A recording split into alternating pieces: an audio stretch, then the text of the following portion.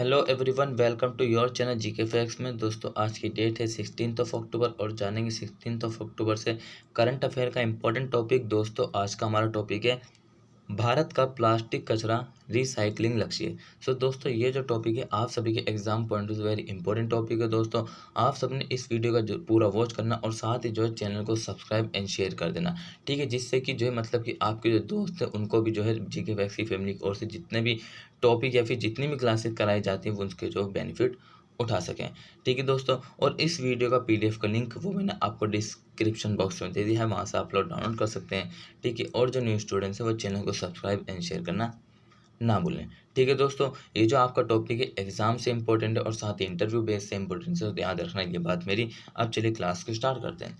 सो भारत का प्लास्टिक कचरा रिसाइकलिंग लक्ष्य, अब देखिए क्या है, इसमें हम पूरी डिटेल जानने वाले हैं कि केंद्रीय पर्यावरण मंत्रालय ने, ठीक है दोस्तों ध्यान से सुनना, केंद्रीय पर्यावरण मंत्रालय ने प्लास्टिक अपशिष्ट प्रबंधन नियम 2016 के तहत, किसके तहत, प्लास्टिक अपशिष्ट प्रबंधन 2016 के तहत, नियम के तहत, ठीक है, विस्तारित उत्पादक जिम्मेदारी को विनियमित करने के लिए एक मसौदा अधिसूचना जारी किया है। सो भाई कौन सा ये मतलब कि प्रबंधन नियम है जिसके द्वारा विस्तारित उत्पादन जिम्मेदारी को विनियमित करने के लिए एक मसौदा अधिसूचना जारी किया है।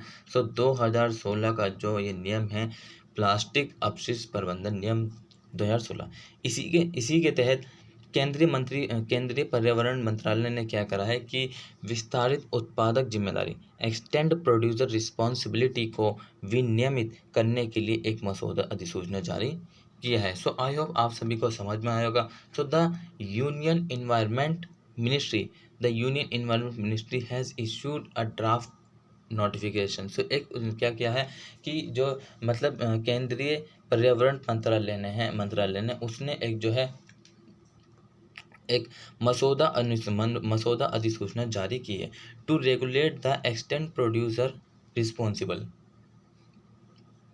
Under the plastic waste management rules 2016। So किसके तहत किया गया है, 2016 का जो प्लास्टिक अपशिष्ट प्रबंधन नियम है। क्लियर। चलिए नेक्स्ट पॉइंट की बात करें। सो मुख्य बिंदु है इसके, इस मसौदे में प्रावधान है कि कचरे की मात्रा का प्रबंधन उत्पादकों, ब्रांड मालिकों और आयातकों को करना होगा जो पूरे भारत में प्लास्टिक पैकेजिंग कचरा पैदा करते हैं। अब भाई वो इज द रिस्पॉन्सिबल, कौन है रिस्पॉन्सिबल, जो कि कचरा पैदा कर रहे हैं। सो देखिए उन्हीं को प्रबंधन करना है, किनको प्रबंधन करना है, जो कचरा मतलब कि पैदा कर रहे हैं उनको। सो उनमें कौन कौन आते हैं, उत्पादक आते हैं, प्रोड्यूसर आते हैं, ब्रांड ओनर्स आते हैं, इम्पोर्टर्स आते हैं। ठीक है, इन्हीं को कहा गया कि आपको जो है प्लास्टिक पैकेजिंग कचरा पैदा करते हैं तो तुम्हें इसका प्रबंधन करना है। So the draft provides that the quantum of waste will have to be managed by producer, देखिए by produce, brand owners and importers who generate plastic packaging waste across India।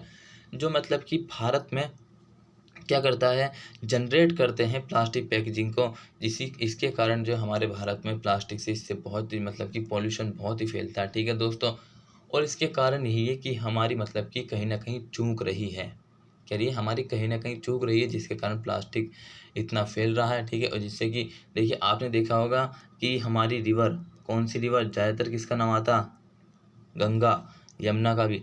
ठीक है, सो दोस्तों इनके अंदर जो है लोगों ने इतने ज़्यादा कचरा डाल दिया है कि यहाँ पर मतलब कि बहुत सारी गंदगी पैदा हो गई है। ठीक है, अगर आपको पता हो।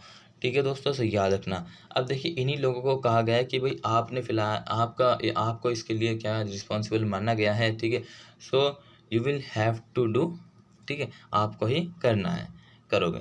ठीक है, सो नेक्स्ट पॉइंट देखें। सो नेक्स्ट पॉइंट की बात करें, जब मसौदा अधिसूचना पारित हो जाएगी सो ये तुरंत प्रभाव में आ जाएगी। When the draft notification is passed it will come into effect। सो जैसे मतलब कि पास होएगा नोटिफिकेशन, ड्राफ्ट नोटिफिकेशन, सो इफेक्ट जो है इमिडिएटली ये जो है आ जाएगा। ठीक है, तुरंत प्रभाव में आ जाएगी। क्लियर। विस्तारित निर्माता उत्तरदायित्व, एक्सटेंड प्रोड्यूसर रिस्पॉन्सिबिलिटी की बात कर रहे हैं। सो ईपीआर की, सो ईपीआर का अर्थ क्या होता है, देखिए हमें ईपीआर का अर्थ क्या होता है, क्योंकि हमारा टॉपिक इससे रिलेटेड है।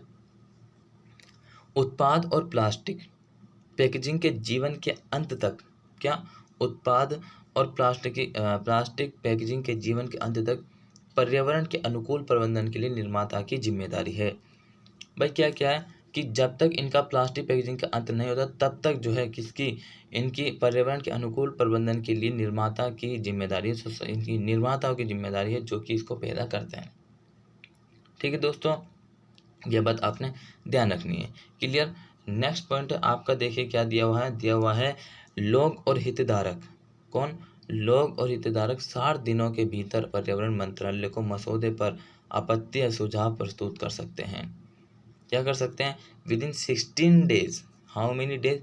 विद इन 16 डेज जो है के भीतर पर्यावरण मंत्रालय को मतलब ये क्या ऑब्जेक्शंस और सजेशन दे सकते हैं, पारित कर सकते हैं। So people and stakeholders, कौन? Who is people and stakeholders can submit objection और suggestion on the draft to the environmental minister within 16 days. So 60 दिन इनके पास कि अपने ऑब्जेक्शन और सजेशन पारित कर सकते हैं। क्लियर।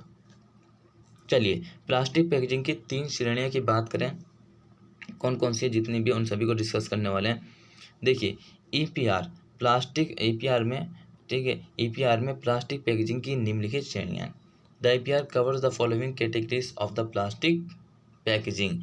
ठीक है दोस्तों, ये बात मेरी याद रखनी है आपको। अब चलिए बात करते हैं कौन कौन सी है वो। फर्स्ट वन, कठोर प्लास्टिक पैकेजिंग। कौन सी है? कठोर प्लास्टिक पैकेजिंग। सेकंड, एकल परत या बहुपरत की लचीली प्लास्टिक पैकेजिंग। सिंगल लेयर और multi layer flexible plastic packaging. Third, plastic sheet, carry bag, plastic pouch. सो प्लास्टिक शीट, कैरी बैग और प्लास्टिक पाउच। बहुपरत प्लास्टिक पैकेजिंग की बात करें सो मल्टी लेयर प्लास्टिक और क्या है? पैकेजिंग। ठीक है दोस्तों, ये बात आपने ध्यान रखना है, यही जो मैंने आपको बताया है। नेक्स्ट की बात करें तो नेक्स्ट क्या है? मसौदे के अन्य प्रावधान क्या है। अब भाई मसौदे के अन्य प्रावधान क्या है? पहला प्रावधान तो मसौदे ने ये दिया था कि ये जो मतलब कि फेल रहा, ये जो पैदा किया गया है, किसके द्वारा पैदा किया गया? प्रोड्यूसर के द्वारा पैदा किया गया है, ठीक है, ब्रांड ओनर्स के द्वारा पैदा किया गया और इम्पोर्टर्स के द्वारा पैदा किया। यही जिम्मेदार है इसको पैदा करने के लिए और इनको इसका मैनेजमेंट करना है। ठीक है, सो इस ड्राफ्ट के मुताबिक 2021-22 में प्लास्टिक पैकेजिंग कचरे के उत्पादकों को मीट्रिक टन में Q1 कचरे का 35% प्रबंधन करना आवश्यक है। 2021-22 में ड्राफ्ट के मुताबिक जो है प्लास्टिक पैकेजिंग कचरे के उत्पादकों को मीट्रिक टन में Q1 कचरे का 35% प्रबंधन करना आवश्यक है।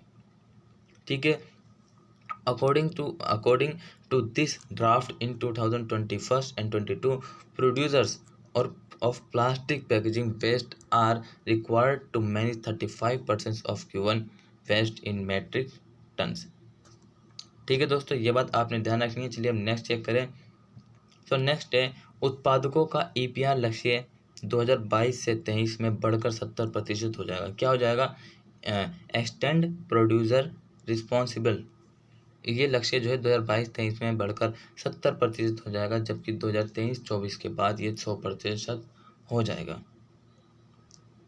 इसी तरह के ईपीआर लक्ष्य आयातकों और ब्रांड मालिकों के लिए लागू होंगे। सो ये जो मतलब कि ब्रांड मालिकों और जो है किसके आयातकों के लिए जो इसी तरीके के ईपीआर लागू होंगे। ठीक है दोस्तों, ये बात आपने ध्यान रखनी है जो कि आपको बताई गई। देखिए आप सभी के एग्जाम पॉइंट ऑफ से इम्पोर्टेंट है। ठीक है दोस्तों, इसी तरीके से बने रहिए जीके फैक्ट्स की फैमिली में। और आज का वीडियो आपका यहीं खत्म होता है दोस्तों। चैनल को लाइक, सब्सक्राइब एंड शेयर करना ना भूलें। Till then take care, all the best, have a nice day, thank you for watching this video. All of you मिलते रहेंगे इसी तरीके से जीके फैक्ट्स की फैमिली में।